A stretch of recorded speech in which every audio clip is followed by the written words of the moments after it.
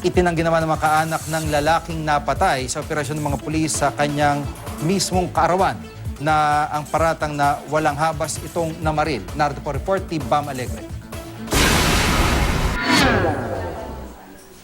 Sa mismong lugar kung saan niya ipinagdiwang ang kanyang ika-33 kaarawan noong Biyernes, doon din ngayon nakaburol si Joffrey Lucero. Napatay siya sa isang operasyon ng QCPD Station 6 sa kanya mismong kaarawan. Mariing pinabulaanan ng pamilya ang bintang ng mga pulis na nag-indiscriminate firing si Joffrey noong araw na yon. Imposible raw yun dahil walang baril si Joffrey at may misa sa kalye para sa itim na Nazareno noong mga sandaling iyon. Sa CCTV footage ng barangay, makikita ang pagsugod ng mga pulis. Ayon sa pinsan ni Joffrey, unang bumaril ang mga pulis at tinamaan si Joffrey sa tagiliran. Makailang ulit pa raw sila nagpaputok kahit bagsak na ang biktima.